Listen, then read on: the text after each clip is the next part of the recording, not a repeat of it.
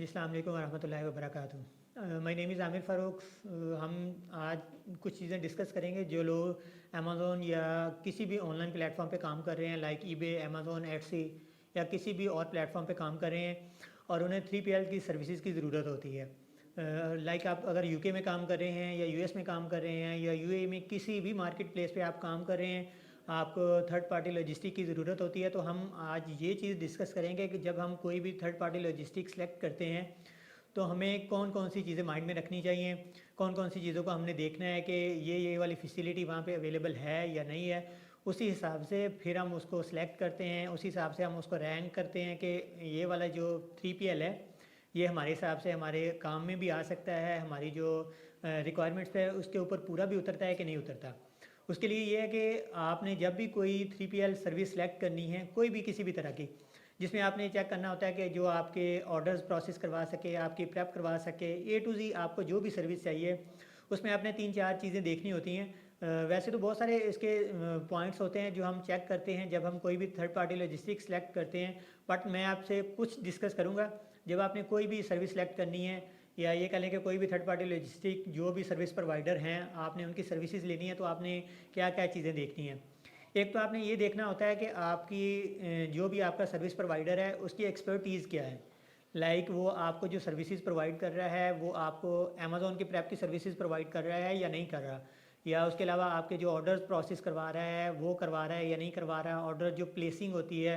जैसे अगर आप पाकिस्तान से या आप पाकिस्तान के आईपी से, या अगर कार्ड का कोई इशू हो, कार्ड का बिलिंग एड्रेस और आपका शिपिंग एड्रेस सेम ना हो, तो आपको पता है कि आपके ऑर्डर्स कैंसिल हो जाते हैं। तो इस चीज़ को हमने जब चेकआउट करना होता है या इस चीज़ को कवर करना होता है तो फिर हम ये चेक करते हैं कि जो हमारा सर्विस प्रोवाइडर है वो हमें कौन कौन सी सर्विसेज प्रोवाइड कर रहा है, उसकी एक्सपर्टीज़ क्या है, वो FBA लेबलिंग का है, वो FBM का है, वो ऑर्डर प्रोसेसिंग का है या वट एवर क्या है। एक चीज़ आपने ये लाजमी चेक करनी है कि आपकी जो आपका सर्विस प्रोवाइडर है वो उसकी एक्सपर्टीज़ क्या है। दूसरे नंबर पे आपने जो चेक करना है वो आपने ये देखना है कि उसके जो एक्सपीरियंस है, ईयर ऑफ एक्सपीरियंस कितना की है, वो कब से काम कर रहा है इस फील्ड के अंदर। क्योंकि जितना ज़्यादा बंदा पुराना होगा उसे इस चीज़ का पता होगा कि इसमें प्रॉब्लम्स क्या आ रहे हैं, उसको सॉर्ट आउट कैसे करना है, कौन सी प्रॉब्लम कहाँ से सॉर्ट आउट होगी, वो आपको बेटर गाइड कर सकता है। एक बंदा बिल्कुल फ्रेश है, वो बिल्कुल फ्रेश एक्सपीरियंस के साथ आपके साथ आता है तो डेफिनेटली उसने भी आपसे ही सीखना है। तो इसमें फिर ये होता है कि आपके बिज़नेस को लॉस भी हो सकता है, आपकी जो सप्लाई चेन है वो भी डैमेज हो सकती है, आपका जो बिज़नेस है उसकी ग्रोथ है वो उसकी स्पीड कम हो सकती है। तो आपने ये चीज़ भी देखनी है कि उसका एक्सपीरियंस कितने ईयर का है, उसके जो कस्टमर फीडबैक्स हैं वो कैसे हैं। उसके अलावा जो एक और चीज़ आपने माइंड में रखनी होती है वो ये देखना होता है कि वो टेक्नोलॉजी या सॉफ्टवेयर कौन से यूज़ कर रहे हैं। बहुत सारे वेयर हाउसेज हैं या सर्विस प्रोवाइडर्स हैं जो अपने सॉफ्टवेयर यूज़ कर रहे होते हैं इन्वेंट्री मैनेजमेंट के लिए, आपके जो FBA की इन्वेंट्री आती है उसकी मैनेजमेंट के लिए, इन्वॉइसेस के लिए, या आपका जो रिकॉर्ड होता है उनको सिस्टम में होता है वो आपको या अपने वेबसाइट के ऊपर अकाउंट बनवा देते हैं या आप अपने सॉफ्टवेयर के साथ आपका अकाउंट बना देते हैं, जिसके थ्रू आप अपनी इन्वेंट्री का स्टेटस चेक कर सकते हैं कि आपकी इन्वेंट्री रेडी हो गई है, रिसीव हो गई है, आगे शिप हुई है या नहीं हुई। ये चीज़ भी आप टेक्नोलॉजी के थ्रू इसको चेकआउट कर सकते हैं। और दूसरा ये चीज़ आप इसके बाद जो आपने चीज़ नोट डाउन करनी होती है कि आपने आपका जो सप्लाई चेन लेवल है वो उसका उस बंदे का कैसा है, या आपने जो रिव्यूज़ देखने होते हैं उससे आपको आइडिया हो जाएगा। जो उसके कस्टमर्स या उसके क्लाइंट्स आपको रिव्यूज़ दे रहे होते हैं नीचे,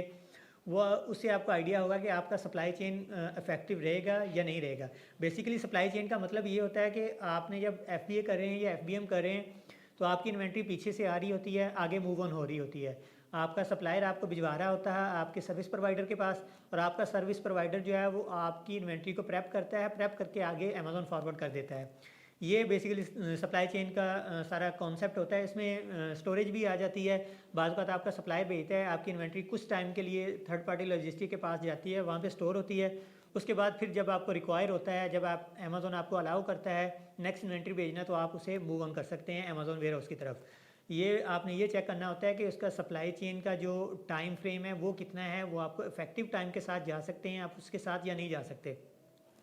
और उसके बाद अगर आपने कोई चीज़ और देखनी होती है तो उसमें आपने कस्टमर सपोर्ट जो होती है वो देखनी होती है कि उसकी कस्टमर सपोर्ट कैसी है, उसका जो फीडबैक टाइम है या रिस्पॉन्स टाइम है वो किस तरह का है। एक बंदा है वो आपको रिस्पॉन्स ही नहीं कर रहा 3-3 4-4 दिन या 5-5 दिन, तो फिर आपका जो सप्लाई चेन है वो भी उसके ऊपर भी इफ़ेक्ट पड़ेगा, आपके बिज़नेस के ऊपर भी इफ़ेक्ट पड़ेगा।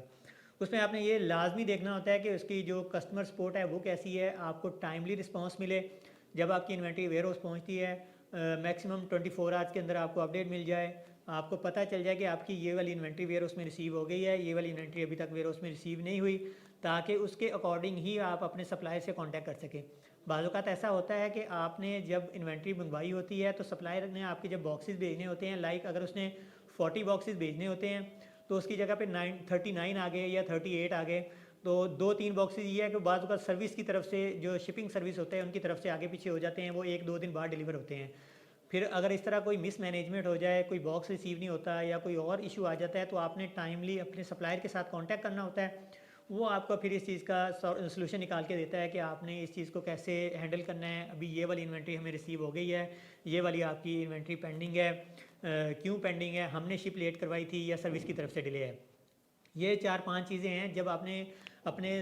बिज़नेस को ग्रो करने की तरफ जाना है, या आपने अपने बिज़नेस को एक्सपेंड करने की तरफ जाना है, या आपने कोई third party logistics service provider को यूज़ करना है,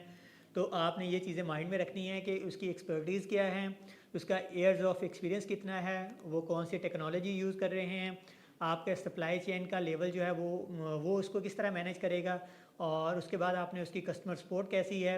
और उसका रिस्पांस फीडबैक कैसा है, जो लोग उसके बारे में रिस्पांस दे रहे हैं। ये सारी चीज़ें आपने नोट डाउन करनी है। उसके बाद फिर आपने कोई भी सर्विस प्रोवाइडर सेलेक्ट करना है ताकि आपके बिज़नेस को भी इफेक्ट ना हो और आपका बिज़नेस जो है वो इफेक्टिवली ग्रोथ करे और आपकी जो सोर्स ऑफ इनकम है वो इंक्रीज़ करे।